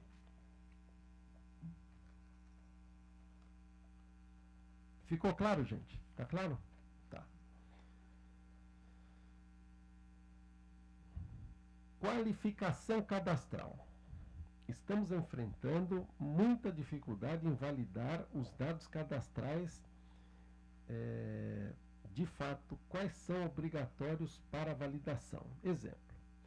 Meu sistema não valida dados, por exemplo, do CPF dependente em branco, data de nascimento dependente, falta do telefone. Gente, esse nível de detalhe eu não sei se eu consigo responder, mas vamos abordar o assunto aqui. Nós tínhamos até recentemente uma validação cadastral assim bem forte, tá? Você tinha que mandar o dado do trabalhador com CPF mais o NIS, o parzinho tinha que ser perfeito de acordo com o que estava no INSS, ou que está no INSS, tá? No CNIS. Essa validação ela foi flexibilizada, por quê? Porque as empresas não conseguiram concluir esse processo de saneamento, tá? Ainda ficou um percentual de trabalhadores com dados não validados, tá? Então, nós flexibilizamos isso para que vocês conseguissem enviar as informações, tá? Agora, eu não quero que vocês, com isso, digam o seguinte: poxa, depois eu tenho uma trabalheira, você vai lá e flexibiliza, tá? Eu não quero que vocês pensem dessa forma. Eu acho que esse processo de saneamento cadastral, apesar de flexibilizado, ele deve continuar na empresa, tá? Porque isso é uma garantia de direitos ao trabalhador futuramente. Futuramente ele vai lá no órgão público, quando ele vai no INSS, ele está numa situação debilitada. Ou ele já está com a sua senilidade, ou está num processo de acidente, tá? Ele vai precisando. Se ele vai lá, ainda tem que corrigir, dado que, você é o José, mas o teu NIT está errado, tá? Então, eu acho que esse papel social da empresa, ele continua, tá? Infelizmente, não conseguimos implantar validação, mas esse tempo, né, de divulgação que nós fizemos, eles nos permitiu fazer um grande saneamento, mas ainda existe um percentual muito grande de empresas com problemas em seus cadastros de empregados, tá? Ok? Aí tem mais aqui, né? Outros, vamos dizer aqui, ó, dependentes, por exemplo. CPF de dependentes, nós tínhamos até recentemente uma validação no E-Social, obrigando o CPF para dependente maior de 8 anos. Sabem disso? A nossa legislação atual é essa, inclusive, não é? Mas nós temos o que chamamos de GT confederativo, né? Vocês estão muito bem representados nela, o próprio Márcio Shimamoto hoje comentou de manhã, né? Nos foi passado através do GT confederativo que as empresas estão tendo dificuldades, principalmente as grandes. Imagina a empresa com 10 mil empregados, ter que pegar cada trabalho. Olha, o seu dependente não tem o CPF, imagine você fazer um processo desse numa empresa de porte, tá? Então, o que nós fizemos? Flexibilizamos para a regra que já era antes de 12 anos, tá? Então, dependente hoje, você deve informar o CPF dele a partir dos 12 anos de idade, ok? Em algum momento, isso aí vai ser reduzido a 0, já está previsto na legislação, inclusive, hoje, se eu não me engano, já está em vigência 8 anos e 0 ano já, acho que é por ano que vem, tá? Então, gente, o meu recado aqui, peçam aos seus clientes, eu digo aos escritórios e aos setores responsáveis aí, né, que providenciem o cadastro do CPF dos dependentes. Para quê? Para que esse empregado que tenha dependente nessa situação tenha o benefício da dedução por dependente. É uma regra do imposto de renda, tá? Ok? Então, hoje, 12 anos. Janeiro já está previsto 8 anos dentro do E-Social, mas provavelmente a gente vai analisar essa legislação e pode ser que se reduza a 0 já o ano que vem. Por quê, gente? Não temos mais DIRF. Por isso vai substituir a DIRF, tá? Então, como a informação é sensível para o imposto de renda, tá? Então fica essa recomendação, ok? Apesar de não estar obrigatório ainda, tá? Aí, data de nascimento de dependente, falta de telefone com certeza não. Data de nascimento dependente, eu acho que não também. Eu não estou com a documentação aqui, não poderia, mas é muito simples a gente avaliar isso, tá? As regrinhas do próprio layout definem tudo isso, todo o regramento lá. Então, você vai ver lá, procurar o campo dependente na documentação do E-Social, lá já vai ter. Obrigatório, como data de nascimento é obrigatório ou não, de cabeça eu não estou lembrado. Você tem essa informação de cabeça? Eu acho que não é obrigatório isso aqui, tá? Data de nascimento é sim. É obrigatório. Como é que vocês sabem se o campo é obrigatório ou não? Olhando lá no layout, tem um campinho chamado lá ocorrência. Se ele tiver 1-1, é obrigatório. 1 do lado esquerdo, aula de avançada de social, né? Se do lado esquerdo o numeral for 1, quer dizer que eu tenho, no mínimo, uma obrigação a ser informada. E se do lado direito, não é o contrário, do lado esquerdo eu tenho número, do lado direito eu tenho número máximo de informações que podem ser prestadas, e do lado esquerdo é o número mínimo de ocorrência que se espera. Se for 1-1, é obrigatório. Se for 0-1, não é obrigatório. Agora, existe a obrigatoriedade condicional. Às vezes está 0-1 lá, mas lá na regrinha está escrito assim: obrigatório ser tal. Não obrigatório nos demais casos. Então, às vezes, o 0-1 sozinho não quer dizer o sentido todo da obrigatoriedade do campo, ok?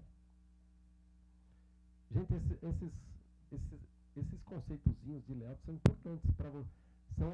Eu acredito que grande parte de vocês aqui que vai dar aquele botãozinho lá, apertar o botãozinho para transmitir. Aí, se retornar um erro,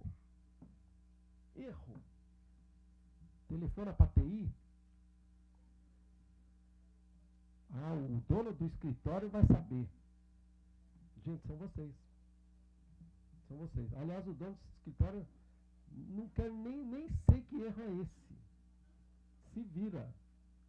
Aí você liga para a TI. Mas espera aí, TI? Eu só fiz o sistema. Esse campo é obrigatório, só sei disso.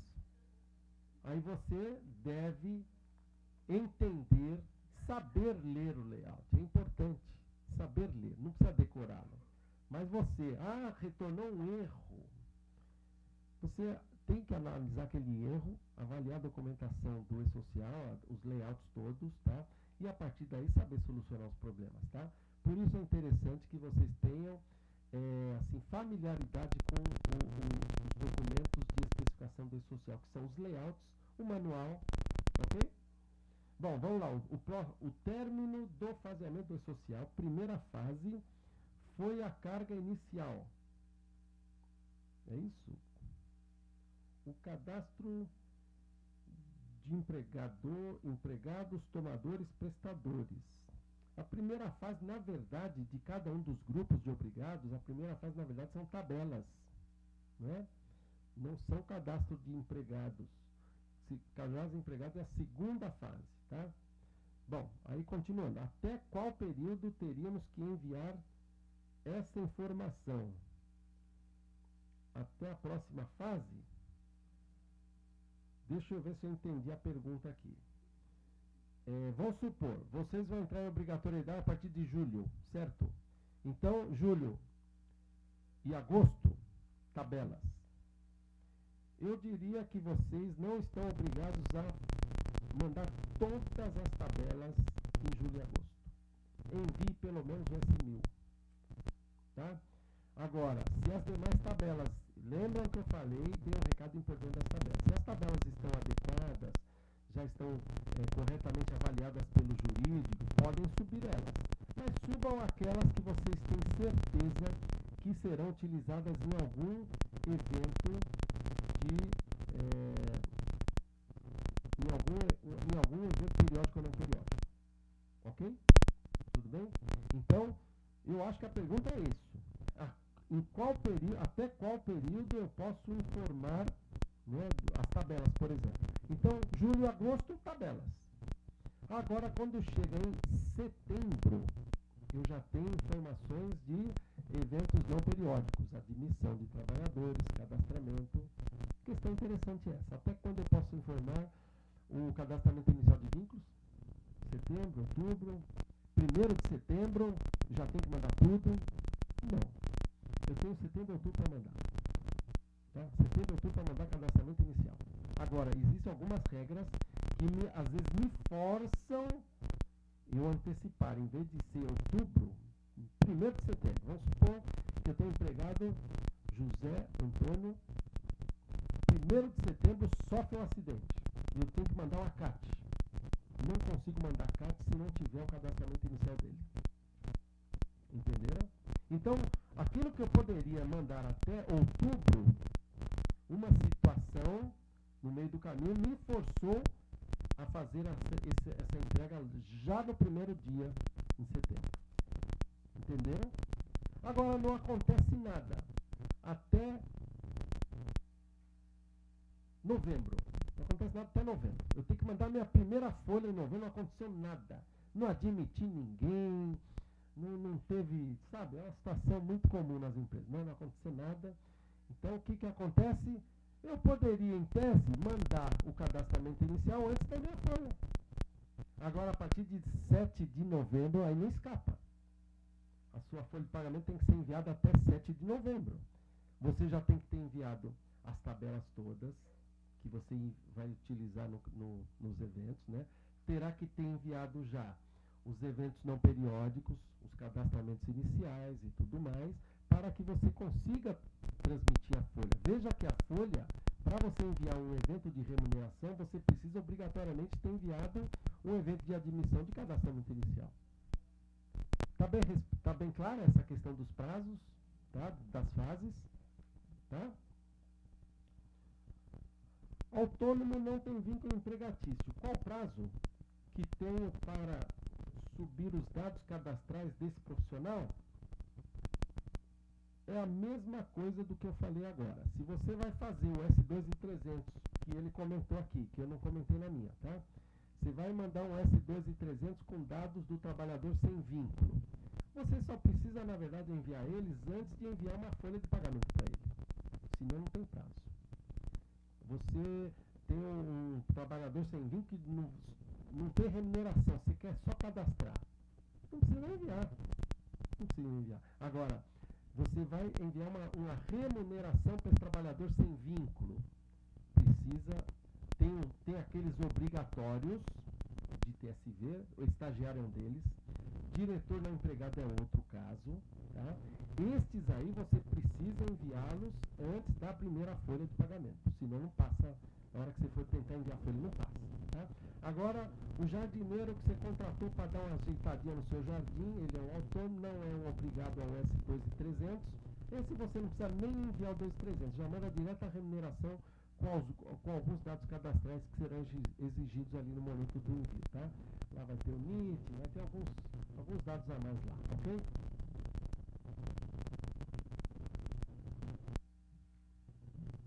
Próximo.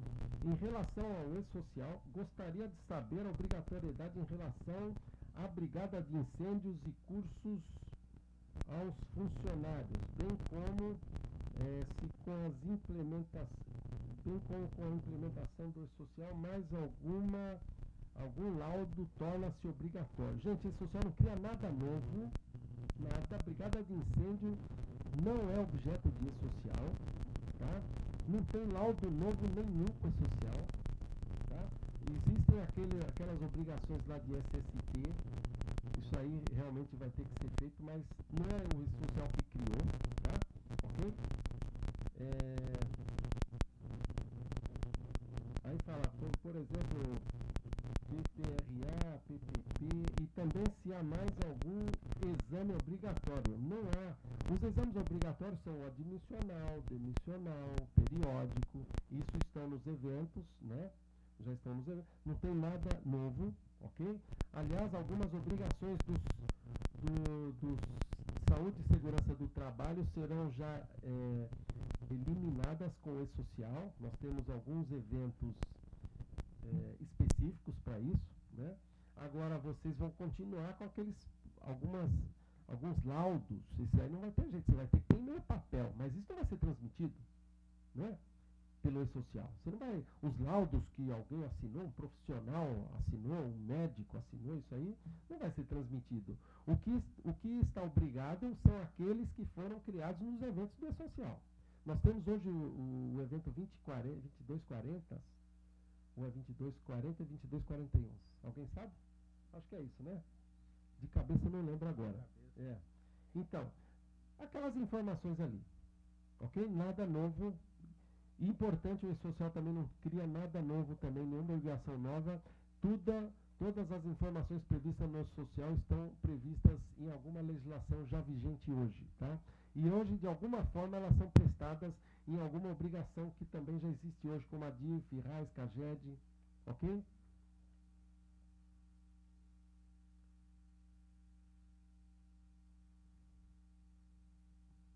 Tem umas que eu tenho que pôr óculos aqui, porque a letra é pequena. Atualmente, nas empresas de consultoria empresarial, sabemos que as compensações tributárias são feitas por meio de PERDCOMP. Acho que eu já respondi hoje já, na sua primeira pergunta aí, tá?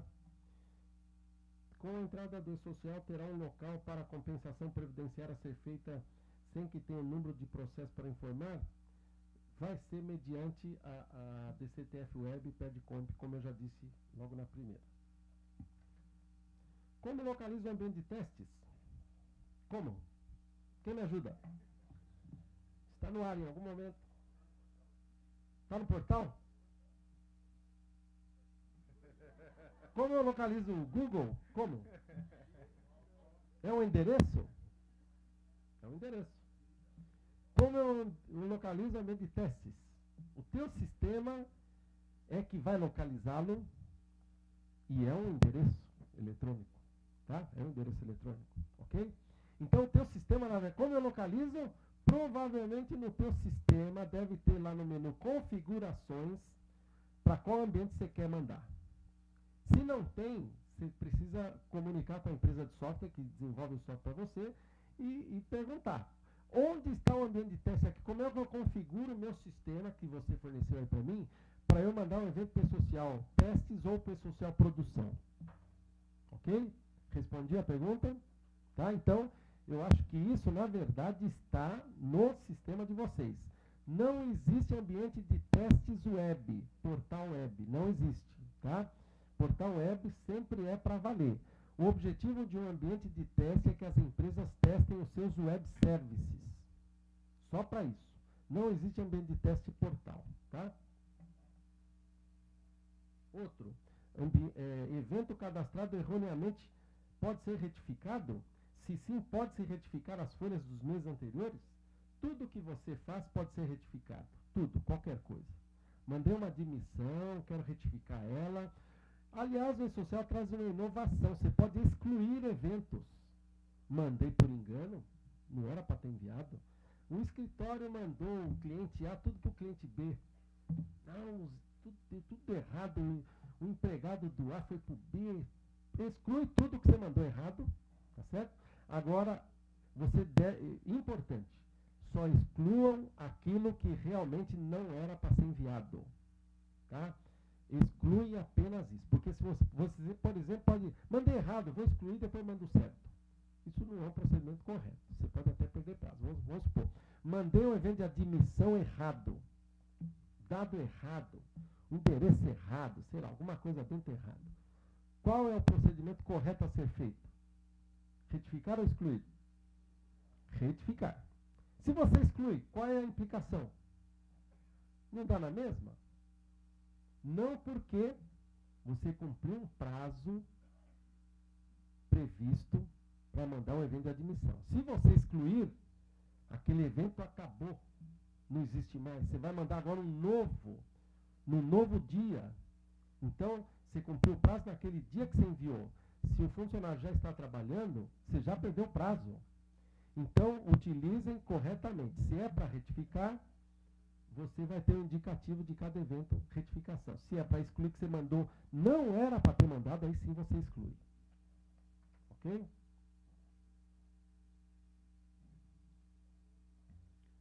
Mais uma aqui. Foi dado um exemplo de uma empresa que enviou as tabelas no sistema teste e ela foi notificada.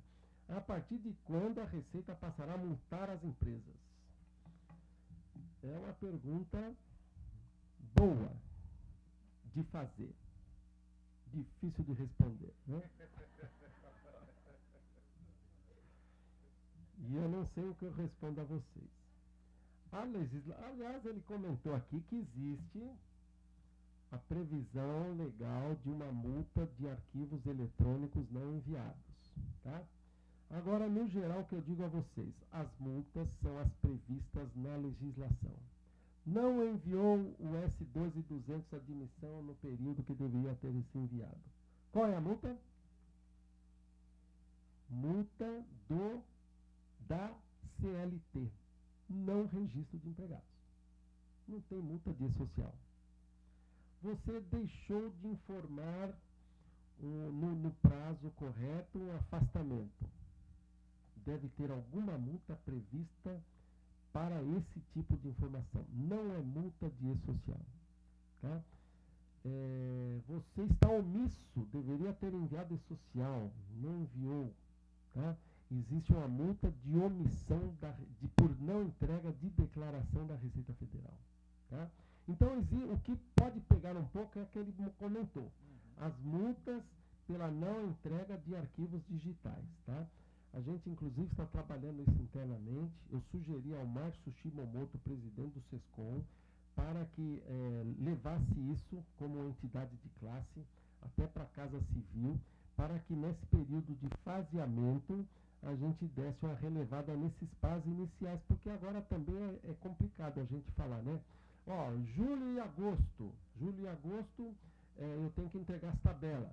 Se eu não entregar em julho e agosto, entregar só em setembro, eu descumpri algum prazo? Tem alguma multa nisso?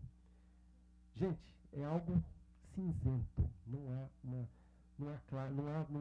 Isso não está ainda muito claro como essa questão das multas podem ser tratadas. Eu alerto os senhores o seguinte: o correto é cumprir o que está nas normas, porque inclusive as normas podem ser interpretadas de uma forma ou de outra. Eu às vezes interpreto de uma forma, o meu colega da Receita, auditor fiscal, vai interpretar de outra forma, o auditor fiscal do trabalho do Amapá, lá que ele não quer nem saber, vai interpretar de outra forma. Então, não tem multa não, o outro vai dizer, não, tem sim, tá? Então, a recomendação que eu faço, vamos cumprir os prazos, tá? Teve dificuldades, colhe os elementos, para vocês ficarem documentados. Eu não cumpri porque eu recebi a mensagem de erro. e eu estou numa fase de adaptação, vocês podem colher elementos para que no futuro uma autuação seja defendida, né? Que vocês possam se defender dela também, tá? Eu acho que vocês podem fazer esse papel também, ok? Então, essa pergunta de quando vai começar a acontecer as multas é uma pergunta assim, muito difícil de responder, tá? Alerto que o E-Social não criou multa nova, não existe multa de E-Social. Existe multa que ele comentou e existe as multas previstas nas legislações lá da DIF, da RAIS, da CLT, ok?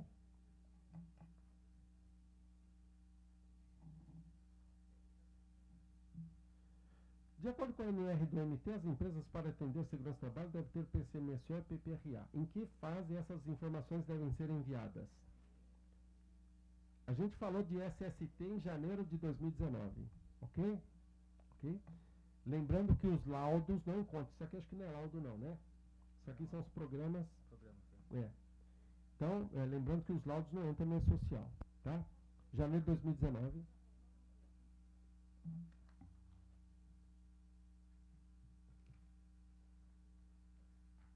Eu recebi uma aqui, que eu não vou dizer o nome, que ela aderiu à obrigatoriedade em janeiro, antecipadamente. Ela teve um termo de antecipação, né? E às vezes a empresa não estava obrigada, mas ela aderiu, tornou-se obrigada, e ela está sendo cobrada. A Receita está mandando uns avisos lá, você está obrigado.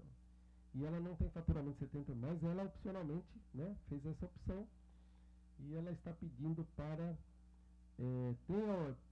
tem empresas nessa situação, além dessa que me mandou, que ela... Não, né? Tá. Vamos para outra aqui. As procurações estabelecidas no passado não incluem as transmissões do E-Social no ECAC. Gostaria de saber se vamos ter que excluir essa procuração existente e gerar uma nova ou se terá uma atualização das existentes com a inclusão de serviço do E-Social. Vocês têm que entrar no portal do ECAC e habilitar o E-Social lá. Tá? Já deve estar aparecendo para os senhores lá. Procuração para fulano de tal. Quem tem que fazer isso? É um representante legal da empresa, o dono da empresa, né? Então, vai estender para os procuradores, para os escritórios contábeis, tá? O perfil de poderem, de forma que possam enviar informações para o E-Social. Aliás, tem 5 perfis lá. Tem lá, acho que para... vocês vão ver lá, tá? Eu não me lembro de cabeça, mas tem um lá que é geral, tem um que é especial, tem um que é SST.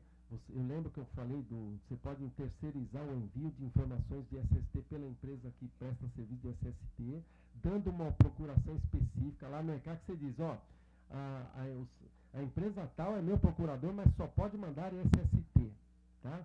Mas, de qualquer forma, vocês têm que entrar no portal do ECAC e definir os poderes de cada procurador relativamente ao E-Social. Então, se você não fizer atualização nenhuma e um procurador tentar mandar, não vai conseguir passar, tá? Exceto, aliás, existe também o lado da Caixa. Vamos esclarecer também que isso é importante. Vocês podem enviar informações ao E-Social com procurações da Caixa e com procurações da Receita, tá? Lembrando que da Receita tem que ir lá no ECAC e marcar o perfil E-Social. Podem ir lá na Caixa também, a procuração da Caixa é muito útil para os escritórios contábeis, que tem aquela delegação de poderes, subestabelecimento, né? Onde o contador subestabelece para os empregados do escritório, ok? Tá? Então, qual é a vantagem de você ter as duas? Usem, escritórios contábeis agora, usem procuração da Caixa para enviar eventos ao E-Social.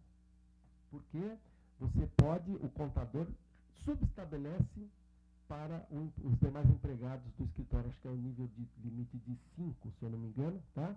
Então, esses empregados do escritório podem fazer em nome do contador, tá? Enviando eventos para o E-Social. Porém, quando chegar na Receita Federal DCTF, tem que ter uma procuração exclusiva da Receita, tá? E se vocês utilizarem procuração da Receita para enviar e-social. Quando chegar na Caixa, tem que ter procuração da Caixa. Então não dá para fugir das duas. Ok? Então os escritórios eu vejo a grande vantagem de utilizar a procuração da Caixa. Lembrando que quando chega na Receita, tem que ter o da Receita também, tá?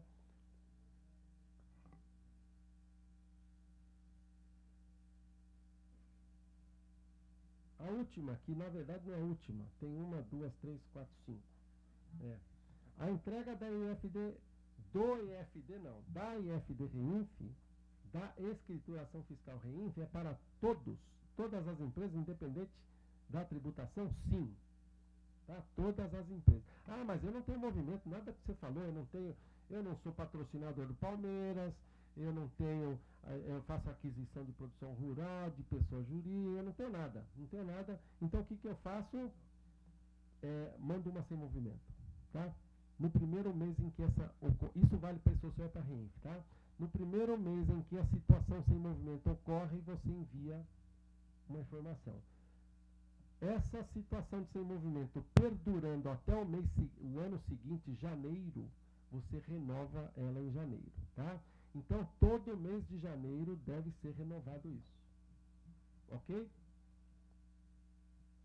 Será necessário entregar IFD sem movimento? Já respondi, né? No caso da GFIP sem movimento, ela será substituída também.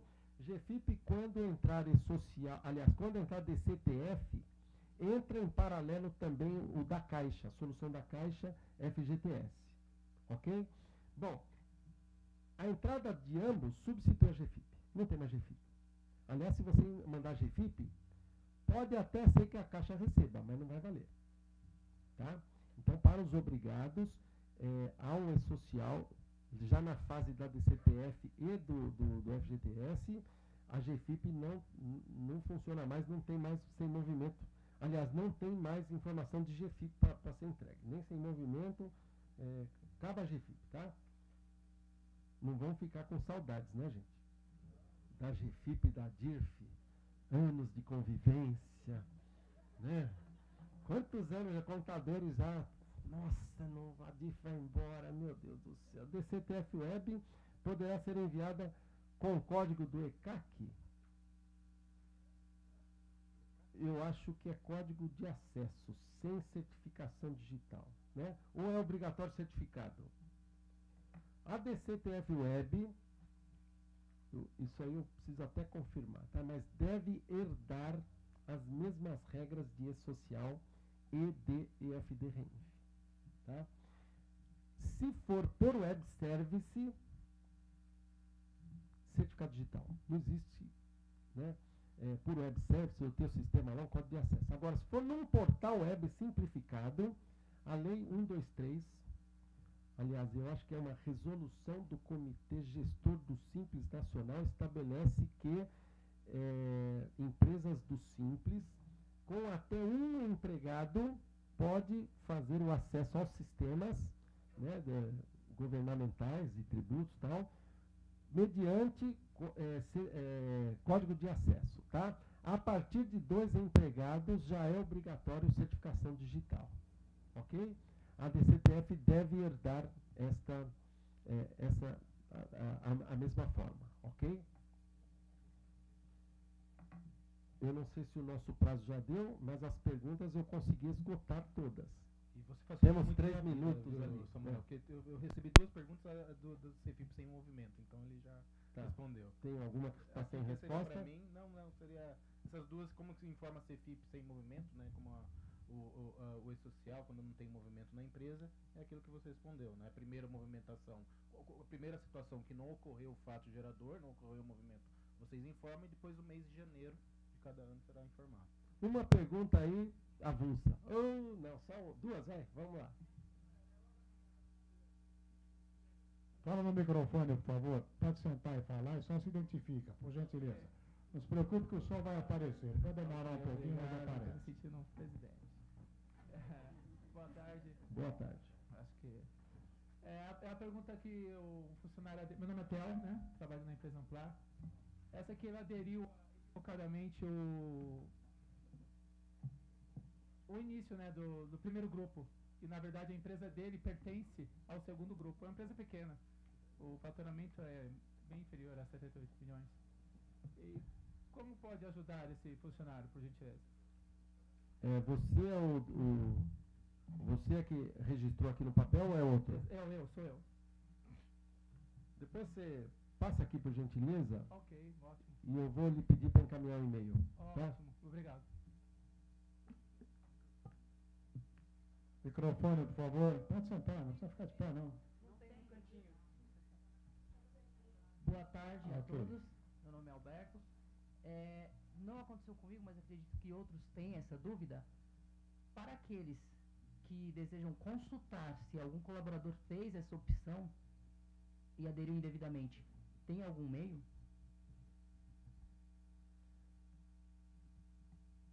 Se o empregador,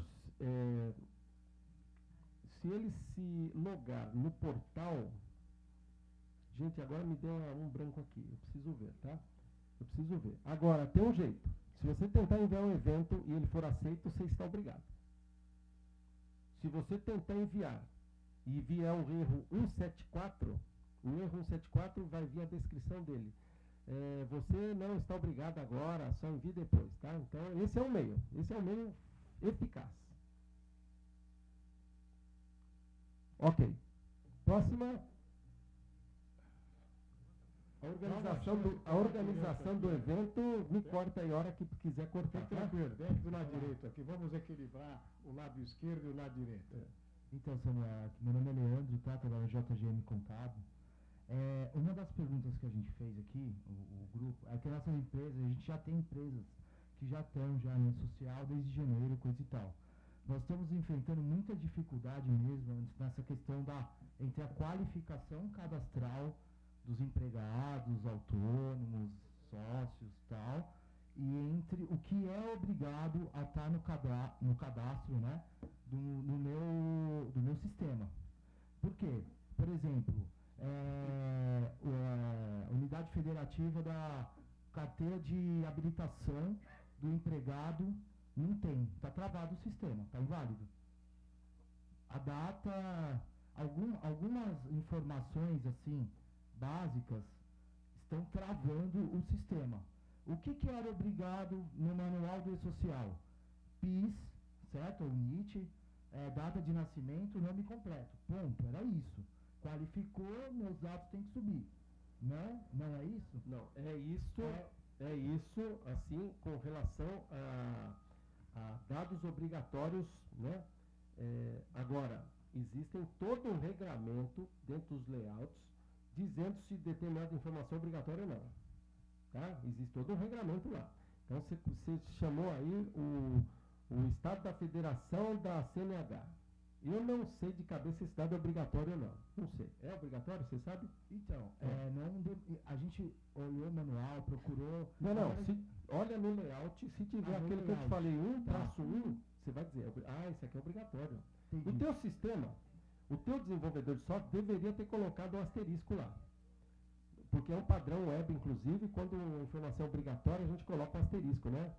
Então, se o teu sistema ele fosse bem amigável mesmo, você pode cobrar do teu fornecedor, fala, eu quero saber se é obrigatório ou não.